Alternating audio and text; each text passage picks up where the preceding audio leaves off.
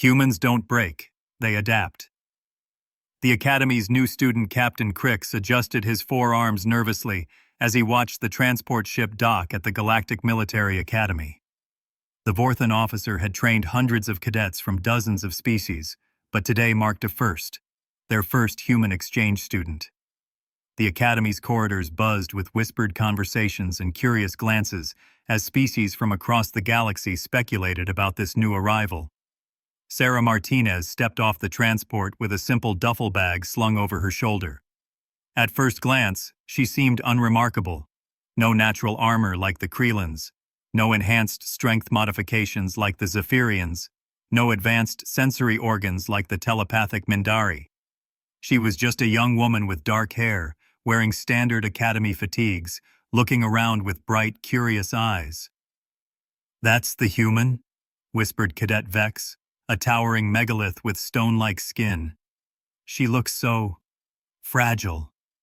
Cadet Zira, whose species could see across 12 different light spectrums, scanned Sarah with obvious skepticism. No visible weapon systems, no defensive modifications. How did such a weak species even develop space travel? The first challenge.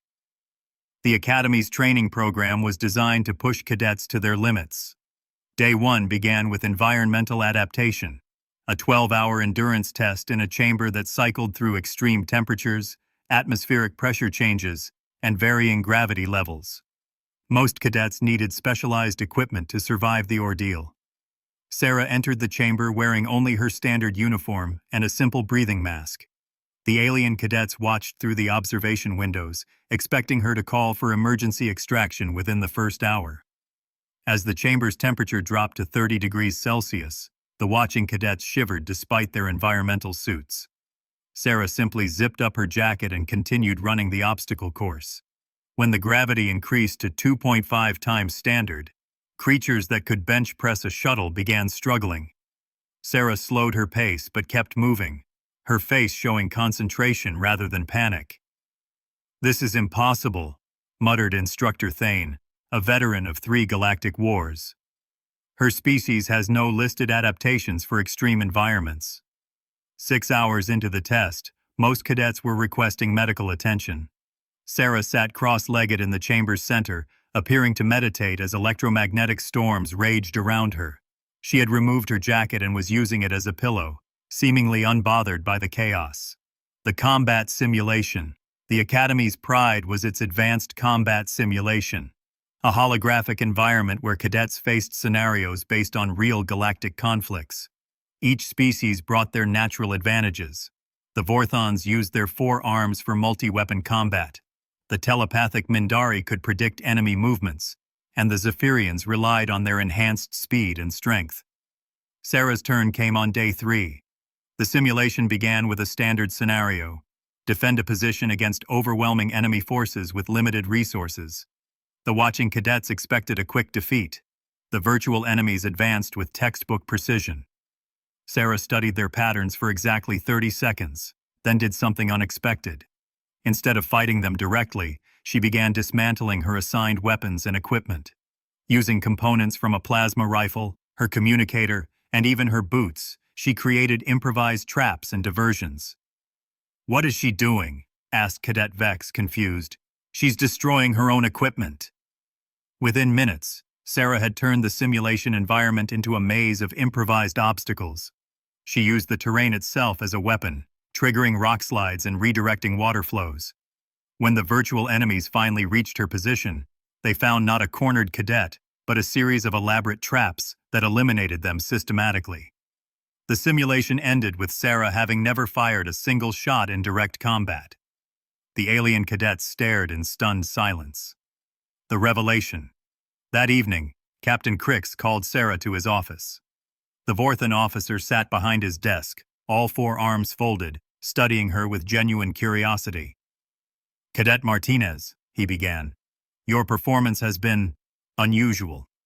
Our databases indicate humans have no special combat adaptations, yet you've exceeded expectations in every test." "How?" Sarah smiled and settled into her chair.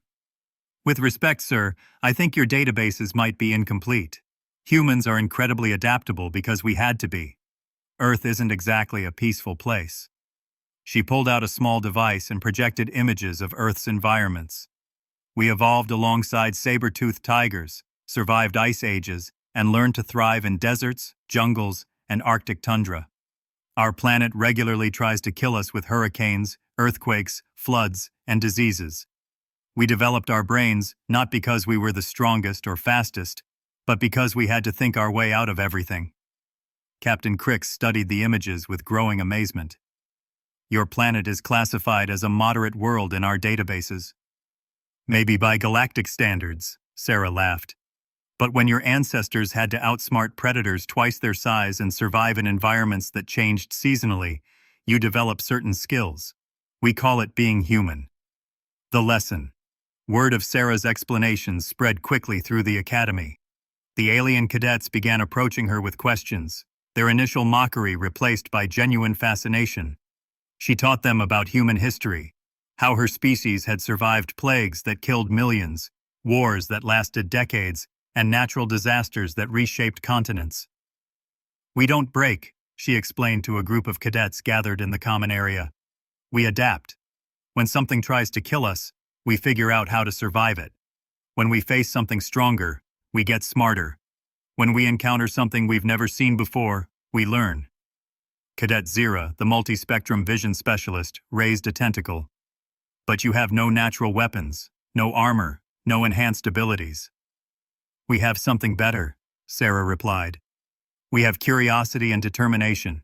Every human child grows up hearing stories about people who refused to give up, who found ways to overcome impossible odds. We're taught that there's always another solution, another way to approach a problem. She gestured to the diverse group around her. Each of your species has amazing natural abilities. But humans? We have the ability to see those abilities, understand them, and figure out how to work with them or around them. We're not the strongest or fastest, but we're the ones who make friends with the strongest and fastest. The new understanding. Captain Crix submitted a revised report to the Galactic Military Academy's board. The human exchange program, initially designed as a diplomatic gesture, had revealed something significant about Earth's inhabitants. They weren't just another species to be cataloged and classified. They were potential allies whose unique perspectives could benefit the entire galactic community. Sarah's final test came during a multi-species team exercise. Paired with cadets from 6 different worlds, she was tasked with solving a complex strategic problem. Instead of competing for leadership, she spent the first hour learning about each teammate's natural abilities and cultural approaches to problem solving. The solution they developed combined Vorthon multitasking, megalith strength, Mindari telepathy, and human adaptability. It was elegant, efficient, and unlike anything the Academy had seen before. As graduation approached, the alien cadets who had once mocked the seemingly fragile human now sought her advice and friendship. Sarah had proven that strength came in many forms, and that the most powerful weapon in any arsenal was the willingness to learn, adapt, and never give up. The future. On graduation day, Sarah stood beside her fellow cadets as they received their commissions. The Academy's halls, once filled with whispers about the weak human, now echoed with conversations about cooperation and understanding between species. Captain Crix approached her after the ceremony. Cadet Martinez, the Academy Board has voted to expand the human exchange program. They want to learn more about your species' unique approach to problem solving.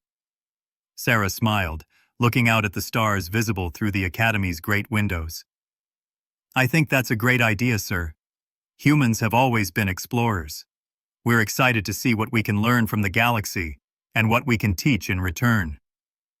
As the ceremony concluded and the new graduates prepared for their assignments across the galaxy, one thing was clear. The universe had just become a little smaller, and the bonds between species a little stronger. The lesson was simple but profound. Never underestimate the power of human determination, creativity, and the refusal to accept defeat. The galaxy was about to discover that when humans said impossible, they really meant not yet figured out.